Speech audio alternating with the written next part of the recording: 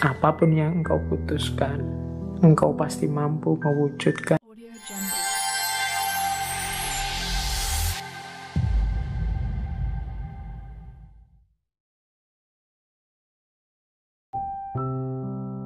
Apakah engkau menganggap dirimu mampu atau tidak, dua-duanya benar.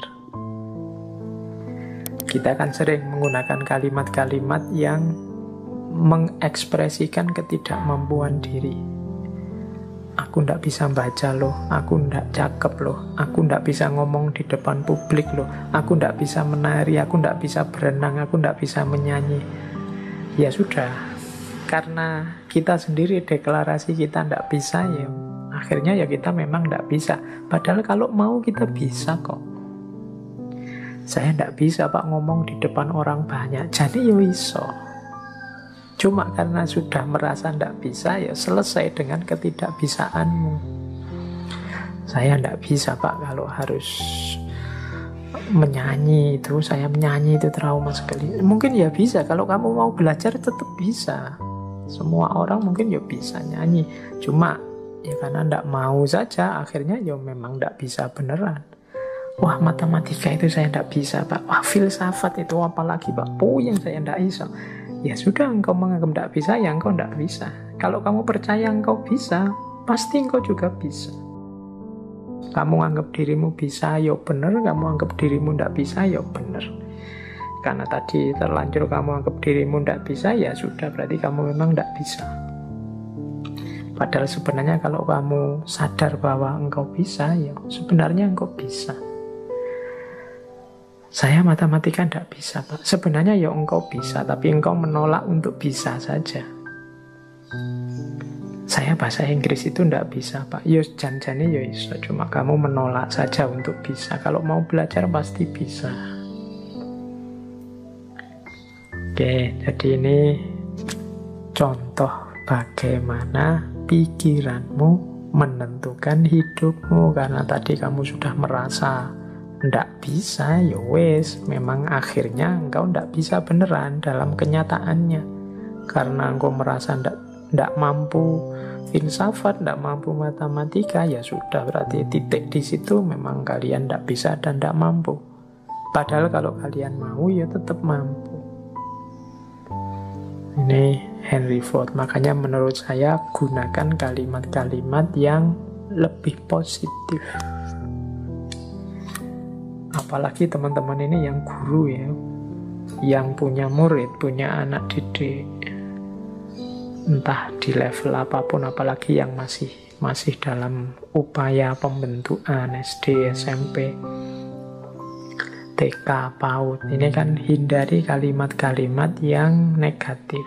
Masukkan dalam isi kepala anak-anak kita itu hal-hal yang positif, yang membentuk dirinya secara positif, yang penuh harapan, yang penuh keyakinan akan masa depannya, yang menumbuhkan potensi-potensi tersembunyinya. Yakinkan bahwa mereka bisa apapun yang mereka inginkan kalau mereka mau.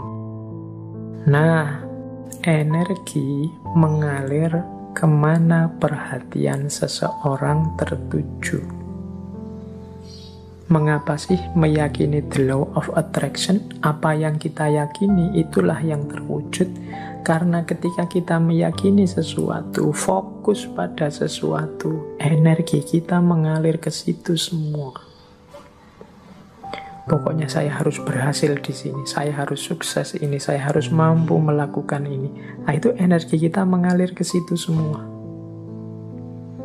Ya wis, mudahnya sering saya ilustrasikan kan kalau orang jatuh cinta, itu energinya fokus semua pada yang dicintainya, sehingga kadang-kadang dia bisa melakukan apapun yang untuk dirinya sendiri saja mungkin tidak dilakukan, tapi untuk yang dia cintai, dia mampu melakukannya. Kenapa? Energinya mengalir ke situ semua, karena pikiran perhatiannya ke situ semua.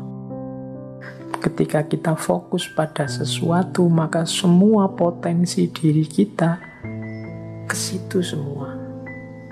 Itu yang pertama, asumsinya itu. Yang kedua, alam semesta ini, ya Di situ kalimatnya penuh dengan kelimpahan untuk manusia. Maksudnya apa? Alam semesta ini, segala fasilitas kelebihan yang ada di dalamnya oleh Allah itu diciptakan untuk manusia, dalam tanda petik untuk melayani manusia. Kita ini kan makhluk yang dihadirkan ke bumi setelah bumi siap untuk kita huni. Karena memang bumi disiapkan untuk manusia. Maka apapun sebenarnya yang kita inginkan, yang kita harapkan dalam hidup ini pasti difasilitasi oleh alam semesta sekeliling kita. Tinggal kita mau atau tidak. Nah, itu asumsi kedua. Berarti kuncinya ada pada keinginan dirinya manusia. Mengapa kok pikiran kita nanti yang menjadi kunci? Yang ketiga, kemampuan atau potensi manusia itu sangat jauh lebih besar, jauh lebih luas daripada yang kita sadari saat ini. Jadi kayak kita merasa, Pak, filsafat itu mentok, saya Pak tidak paham. Tidak, kamu kurang serius menggali potensimu saja. Kalau kamu mau bisa-bisa. Pak, bahasa Inggris itu Pak, wah puyeng saya Pak. Matematika itu Pak, enggak. Kamu bisa sebenarnya, cuma kamu kesusu berhenti saja. Kemampuan atau potensimu tidak terbatas itu. Allah memberimu potensi yang luar biasa. Harusnya engkau jadi orang yang luar biasa. Harusnya setiap orang kalau mau dia bisa jadi luar biasa. Kemampuan dan potensimu cukup untuk apapun yang engkau cita-citakan, engkau inginkan. Asumsi keempat, hidup ini tujuan dan isinya tergantung pada keputusanmu sebagai manusia. Jadi kita ini, kalau bahasanya agama, kita ini khalifahnya. Wajahnya hidup ini tergantung kita. Termasuk hidup kita ini ingin jadi apa, ingin seperti apa. Kuncinya di kita sendiri. Dan pilihan-pilihan hidup itu tidak terbatas. Pak, saya ini anak desa, bapak saya cuma tani, berarti ya cita-cita paling tinggi paling saya bisa itu. Enggak ya, kalau kamu matok serendah itu cita-citamu, ya enggak jauh-jauh dari situ. Panjang setinggi mungkin. Pilihan banyak, enggak terbatas. Wawasanmu harus luas. Jadi pilihan hidup itu banyak, silahkan engkau pilih. Kuncinya ada pada dirimu sendiri. Engkaulah yang menciptakan kehidupanmu. Jadi rentetan asumsi ini, energi itu mengalir, fokusmu kemana tertuju. Kalau engkau fokus hanya pada hal-hal itu yang sepele-sepele, yang biasa-biasa saja, ya hidupmu akan terbentuk secara sepele dan biasa-biasa saja. Tapi kalau engkau fokus pada hal-hal besar yang luar biasa, ya hidupmu akan terbentuk secara luar biasa.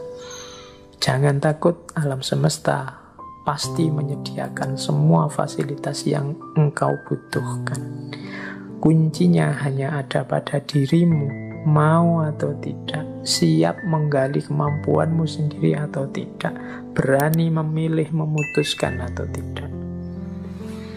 Apapun yang engkau putuskan, engkau pasti mampu mewujudkan dan alam semesta akan membantumu. Dan energimu akan fokus ke sana untuk melahirkannya.